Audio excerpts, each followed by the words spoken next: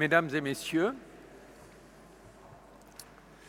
chers amis, je voudrais d'abord souhaiter la bienvenue à chacune et à chacun d'entre vous et vous remercier d'avoir accepté de vous déplacer pour ce colloque qui, je le crois et je l'espère, contribuera au progrès du bien-être animal en France.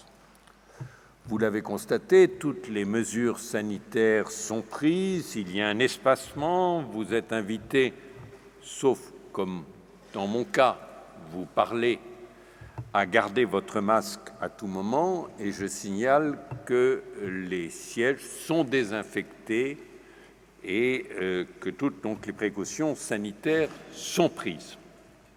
Ce colloque est organisé à l'initiative de la Fondation Droit Animal, Éthique et Sciences. Cette fondation est reconnue d'utilité publique, elle est légaliste et réformiste. C'est important de le rappeler parce que dans ce domaine de l'élevage, il y a des organisations ou des ONG qui ne sont ni légalistes ni réformistes. Nous sommes légalistes et réformistes.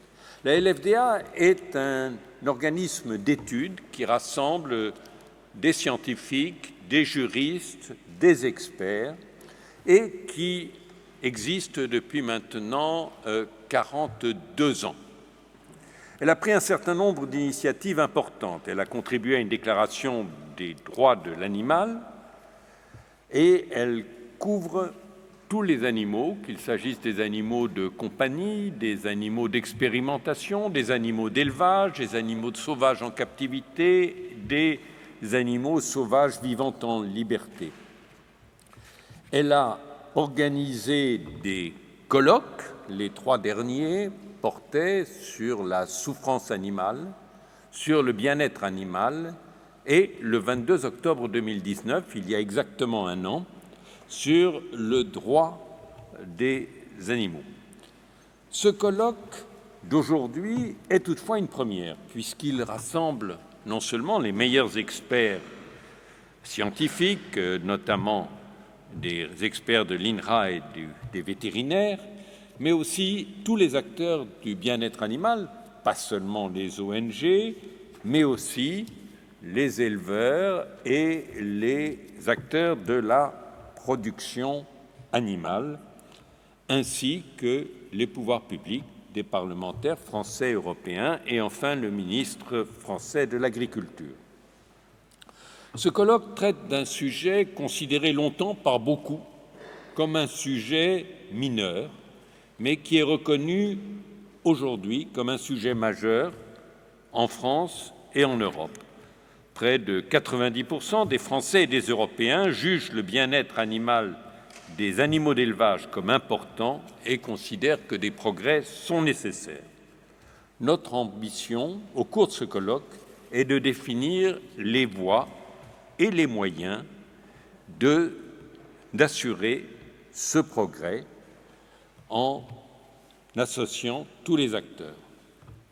J'ai, sur le bien-être animal, des convictions éthiques. Je ne suis pas antispéciste, je ne suis pas végane, je ne suis pas végétarien. Mais je suis convaincu que les animaux d'élevage peuvent éprouver et éprouvent de la douleur, peuvent éprouver et peuvent ressentir et ressentent du bien-être. Et que dès lors, nous devons, pour des raisons éthiques, diminuer dans toute la mesure du possible les souffrances et d'accroître dans toute la mesure du possible le bien-être de ces êtres vivants. J'ai aussi une expérience d'entreprise et je sais que si un secteur économique ignore l'évolution de la demande sociétale, ne prend pas en compte l'évolution de l'opinion citoyenne, ce secteur compromet son avenir. Un secteur où j'ai longtemps travaillé en fait en ce moment l'expérience. Et donc, je pense qu'agir pour le bien-être animal des animaux d'élevage n'est pas agir contre l'avenir de l'élevage. De plus, je connais mon pays, ses forces et ses atouts, notamment dans le domaine agroalimentaire. Notre excellence, c'est la qualité, c'est l'élevage fermier, pas une production déshumanisée de grande série. Et je crois que les consommateurs français en sont convaincus. Et on voit d'ailleurs que ces consommateurs privilégient de plus en plus l'origine France. Tout ceci, ce que je viens de dire, sont pour moi des convictions fortes. Mais bien sûr, dans notre colloque, chacun exprimera en totale liberté, avec conviction, son opinion de façon à ouvrir un débat nécessaire. Alors notre colloque commencera après un exposé introductif d'Elsa Delanoux, comportera une succession de tables rondes animées par Laurence Parisot et moi-même. La matinée se conclura par une intervention de Christiane Lambert. L'après-midi, je voulais signaler un fait qui est un petit changement par rapport au programme que vous avez reçu.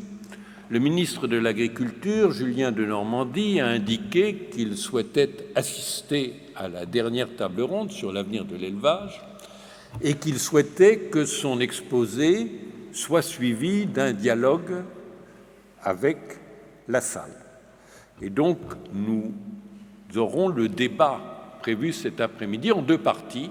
Une partie avant l'intervention du ministre, avec les participants aux tables rondes de l'après-midi, et puis une partie portant sur un dialogue avec le ministre.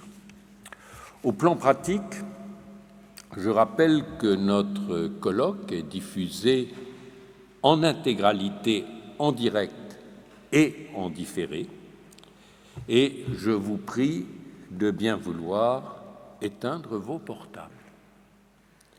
Sur ce, je cède la parole à Elsa Delanoux, qui est sociologue, qui travaille à l'Institut de l'élevage et qui fera un exposé sur la perception sociétale des questions de bien-être animal et d'élevage. Et je lui donne donc la parole.